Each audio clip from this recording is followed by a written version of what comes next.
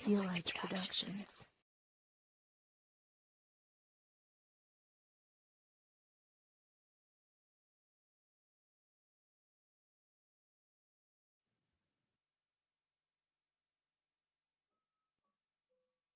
The Amber Brooch. Written, narrated, and edited by Zealite.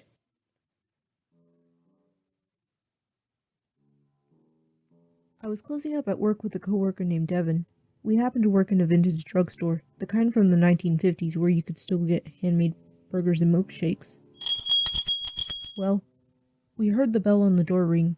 Devin was restocking shelves, so I went to tell the would-be client that we were closed. We had a sign that said we were closed, but some people tend to ignore it, so that wasn't unusual to me. The first thing that I noticed was the smell of smoke. Not like cigarette smoke, but like burnt wood. Devin must have noticed the smell because he asked, "Is everything alright over there?" "Yeah," I said. I couldn't see any fire or smoke, and the very much working fire alarm wasn't going off. Ignoring it, I still chimed in, "I'm sorry, I stopped myself short upon seeing him. He was tall, really tall. He could easily tower over Devin, and Devin was 6'4". He wore a long dark gray overcoat and a burgundy scarf wrapped around his head and neck. He narrowed his gray eyes at me. Chills raced along my skin. "Closed," I finished. He flatly told me, "I won't take but a moment." The man waved me off as I still protested. Overhearing my attempts to get him to leave, Devin stepped up. "What's going on over here?" Likewise, Devin's voice trailed off. Devin was very athletic and fit, and the man was super thin. But Devin also seemed to be unnerved by him. I don't know what it was, but Devin stiffened uncomfortably under the man's gaze. Sir, you need to leave," he mustered. The man raised a brow at Devin, almost as though he were amused. "I'd like to make a purchase," he replied nonchalantly. I glanced at Devin and he nodded. After all, it was better to give the man what he wanted than risk him getting violent, so I awkwardly said, "Oh, okay." The man prowled through the aisles. He ignored me when I offered to help him look for whatever he was searching for. Devin hovered nearby. As unsettled as he was, he didn't dare leave me alone with the stranger. Finally, the man came to a complete stop at the glass counter. The counter contained some antiques and novelty items we sold. They were some of our most expensive items.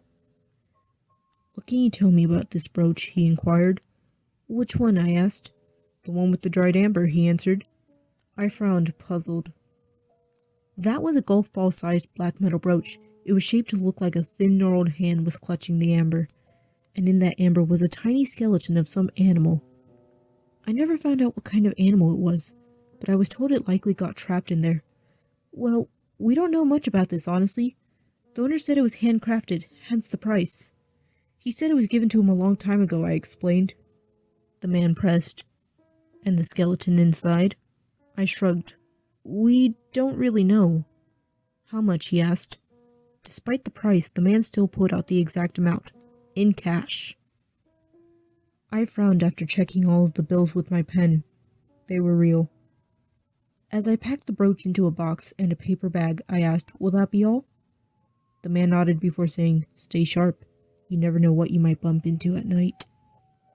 I stared at him, confused and in disbelief. Devin shot me a quizzical look. The man swiftly pivoted and in long lightning strokes slinked away with his purchase. As soon as the man was out of sight, Devin exclaimed, "What the hell was that about?" I shrugged. "Don't know. The guy gives me the creeps," I admitted. Devin shook his head. "I'll go ahead and lock the door. Clearly the sign wasn't obvious enough." I began to mop after Devin was done with the inventory and the shelves. Neither of us spoke as we continued cleaning. Devin grabbed the drink he'd gotten from the soda fountain earlier. After a sip or two, Devin asked, "Did we miss anything?" I shook my head.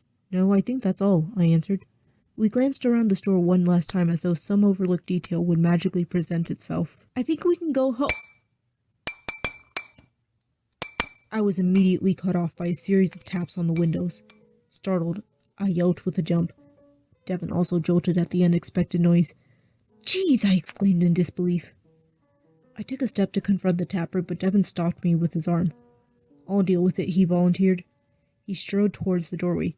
Sorry, we're He stopped mid-sentence in front of the glass door. What the hell? He exclaimed as he peered behind the glass. What is it? I asked cautiously. Despite my unease, I joined Devin at the window. Devin quickly answered, There's no one there. He turned to glance at me. I could have sworn someone was still tapping just right before I looked out, he told me. How so? I asked. I don't get how they left that quickly, he said. I frowned. With uncertainty, I suggested, maybe he scared them off? Devin shrugged. I guess now might be a good time to get going. Then a bang rattled the windows. Alarmed, we both cried out. Our jaws dropped as a dark shape loomed over the now cracked glass door. Another slamming echoed throughout the store. Something was reaching down from the roof and slamming what seemed like a jagged palm against the window. A long, thin nail dug into the bottom border of a different window. The creature in front of the glass door bent down. 2 glowing orange eyes peered at us. Grabbing my arm, Devin shouted, Run! He half-dragged and half-guided me into the drugstore's basement. I stumbled after him with my heart pounding furiously. I heard a loud crash followed by several roars as Devin slammed the cellar door shut. Now, the owner had installed a metal door to prevent robbers from coming after the storage area. I wondered if the door would last with all the banging that was going on. Devin sighed. Come on, let's see if we can use the back door, he suggested. We made our way towards the emergency exit. I gasped. Devin, I called, pulling him back. Devin looked up towards the small circular windows just a few feet from the door. A gnarled claw was curling in front of the glass. The clawed finger knocked rhythmically on the glass. With a start, Devin leaped back. I don't think we can make it out, I whispered. Devin bit his lip. We're stuck here, he whispered back. We listened for a few minutes. Snarls, growls, scratches, and bangs echoed throughout the basement. Uneased by the orange eyes, Devin yanked his apron off and shakily stuffed it over the window. I gave him mine to cover the other window. At least we didn't have to see the leering orange glow of those eyes. I fished around for the light switch and flipped it on. Devin motioned me towards a wall away from the windows and doors. I obliged, not wanting to be near those things. We need to find a way out, he said in a hushed tone. Keeping his voice low, he added, Let's just see if we can call for help or something. Devin reached into his pocket.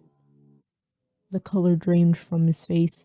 Cursing under his breath, he cried, I don't have my phone with me. I think I left it back out there. Devin trembled. I inhaled sharply to calm my own nerves. In vain. We can use mine, I offered. I reached into my pocket. What the? I gasped. I had it right here, I cried. Frantically looking around, I froze. At the bottom of the stairs was my phone. I raced over towards it. Devin followed me. I snatched my phone up. The screen was completely busted. The cracks seemed to stretch all over the screen like little veins. I tried turning it on, but it wouldn't power on, and I had charged it before this madness. It was my turn to curse. It's broken, I told him. Damn it, he exclaimed. I felt my lip quivering. Now what? I asked shakily. We both sat down on some boxes with our backs to the wall. We need to think of something, he said. I hugged my knees to my chest.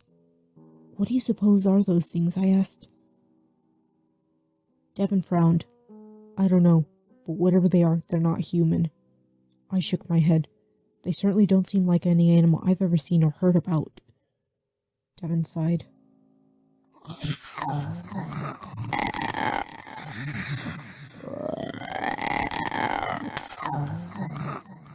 The ungodly growls and snarls continued.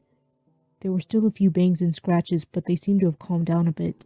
I couldn't tell how many there were outside, but judging from the sounds coming from behind both doors, it didn't take me long to realize that they certainly outnumbered us. After a while, the noises faded until they stopped altogether. Do you think they've gone? Devin asked cautiously. I shook my head. I don't know. I'll try to see if I can hear anything, I volunteered. Crouching down, I gradually crept towards the door. Now, it was eerily silent. I couldn't quite bring myself to trust they were gone. I felt the hairs on my body stick up as my heart pounded. Really, that seemed to be all I could hear. I halted a few inches from the door. The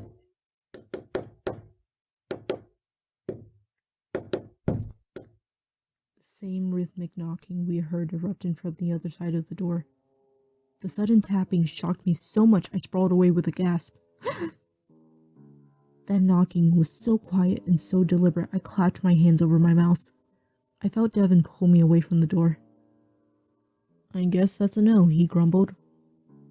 When I finally caught my breath, Devin grabbed a box near the walk-in freezer where we kept the ingredients for the drugstore's menu.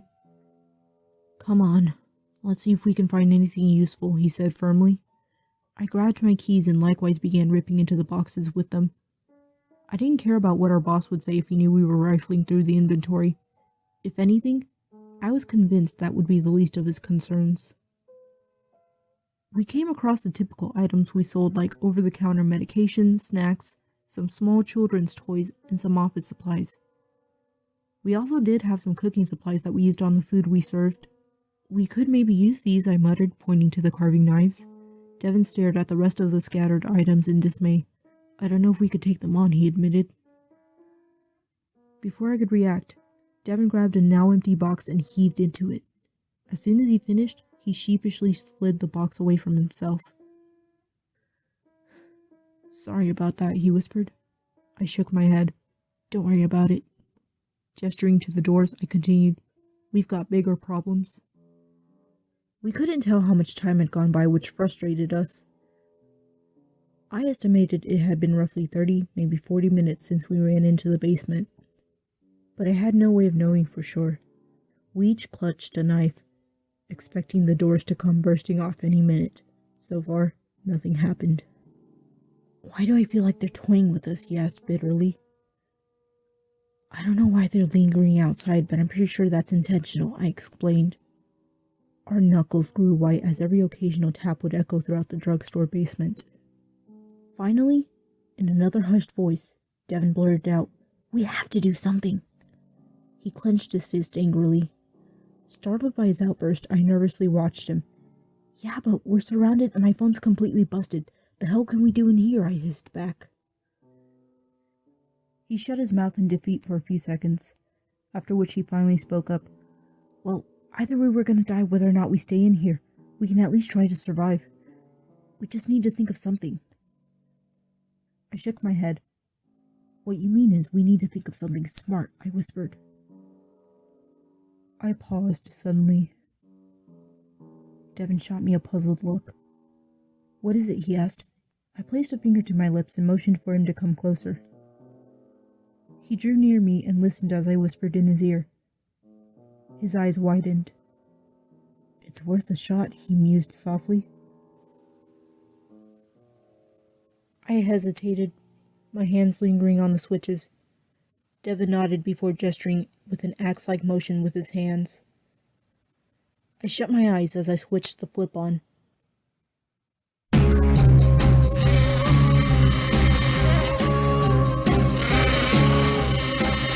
Heard strange noises coming from a house on the hill, so I crept up to the window and looked over the sill. My heart... I winced at the 1950s song, but held my breath on hearing the alarm shrieks and grunts of those things outside. I heard some scrapes that grew distant, as though they were moving away. Devin motioned for me to raise the volume on the stereo system. I nodded and pushed the lever up. I heard a few confused shrieks and howls. I joined Devin at his side. He threw the door open and dashed outside. Some of those creatures began to swarm him. An explosion of white powder hit them in the faces. They wailed piercingly and pawed at their faces as Devin continued spraying them with the fire extinguisher. I immediately barricaded the door again.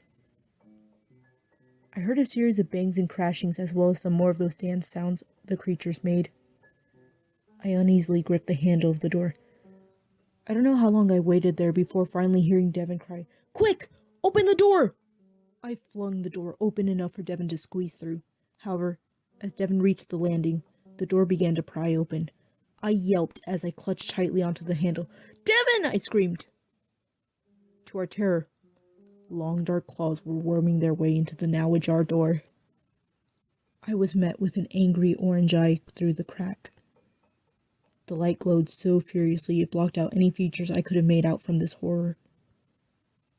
Devin grabbed a knife we had picked up earlier and stabbed at the gnarled appendage.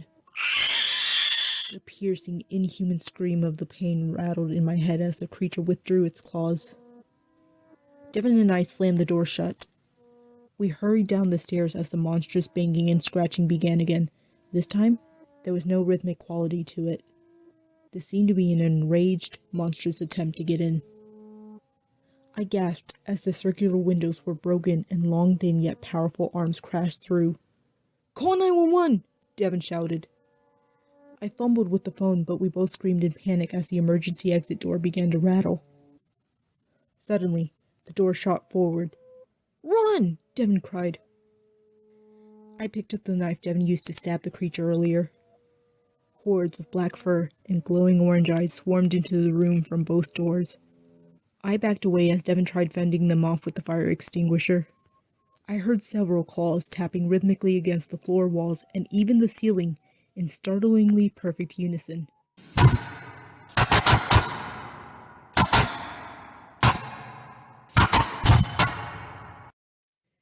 "Get away from us! Get away from us!" I yelled. Their leer just seemed to brighten tenfold from my outcry. They inched towards us. I could finally see them now. They all had coarse black fur except their forearms and faces. Their front claws were little more than long, dark gray bony talons. Their faces struck me with the most horror.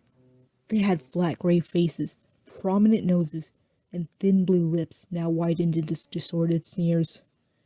Their teeth weren't so much sharp as they were flat, yet so crooked they resembled jagged little gray rocks. Nausea rushed over me at these uncanny things. One lunged at Devin with a loud, excited screech. Devin cried out as he sprayed at it, but more soon began to swarm him. I screamed as they ambushed him. Soon, they began to charge towards me. I yelped as the claw sank into my ankle. I flung the knife down and the creature, howling in pain, let go. A series of orange eyes glowed furiously at me. The other creatures withdrew, their eyes on the knife in my hand. Their lips curled into a snarl. Devin was still pleading under a pile of dark fur. Without thinking, I hurriedly limped to the walk-in freezer, unlocked it, and jammed it shut from the inside. The door rattled as one of them presumably crashed into it. I heard a piercing, blood-curdling shriek. This time, it wasn't from those monsters. I cupped a hand to my mouth as my breath came out in fast, jagged little gasps. Clutching the knife with white knuckles, I once again fumbled with Devin's phone. "Shit!" I hissed. Devin's phone was almost out of power. I pressed the emergency call button. I heard a man's voice on the other end. 911, what's your emergency? "Please, just someone get here! There's a bunch of monsters and I think they just killed my coworker and don't know if I can make it," I interrupted loudly. Please stay calm. What's your location? The operator asked.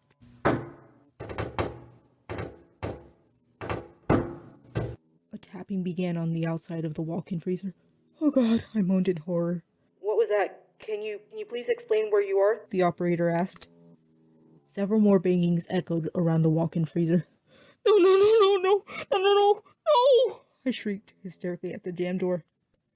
Stay calm. Help is on the... His voice cut off. I froze with increasing dread.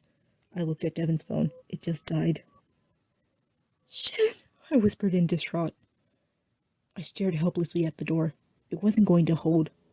I dragged myself away from the door, my back against the freezing wall. I glanced over at the frozen meat and ice cream. I couldn't tell if my heartbeat was louder or if the banging of those things were.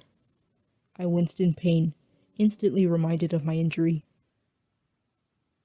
Trembling, I shakily held the knife out in front of me and gripped the handle with white knuckles.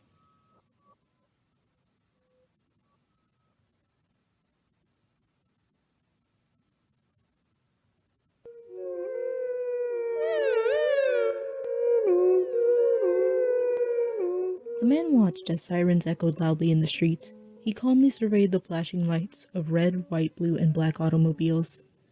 People in uniforms were buzzing in and out of a building with shattered windows. A small crowd had gathered around the aftermath, with thin yellow lines and people in dark blue clothes that warned them away. He spied a few men with the same dark blue clothing talking to an older man with thick glasses and short gray hair. The man in the gray coat glared at the bespectacled man, especially when said man's eyes widened as he stared in shock at the two policemen. The man raised a brow from across the street at the owner. After a while, he was sorry to hear the blaring music suddenly shut off. He adjusted his red scarf. The gray-eyed man turned swiftly on his heel. He fished around in the deep pockets of his gray coat. He pulled out a little chunk of amber with a curious little skeleton inside.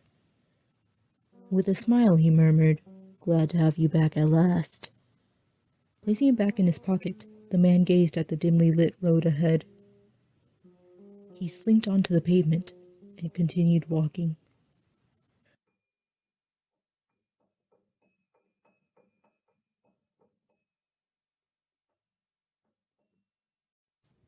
Greetings and welcome to my lair, my masqueraders. Zelich, at your service. I hope you enjoyed this tale. I'm aware of how disturbing it is.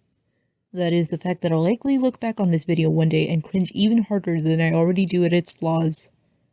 Otherwise, I hope you enjoyed that story and braved the terrifyingly bad narration and editing of mine. With that said, my content may vary from time to time. It won't always be narration, nor will it always be horror. For now, this channel is merely my playground. I'll be back, my masqueraders. Without further ado, I give you my valediction. Adieu.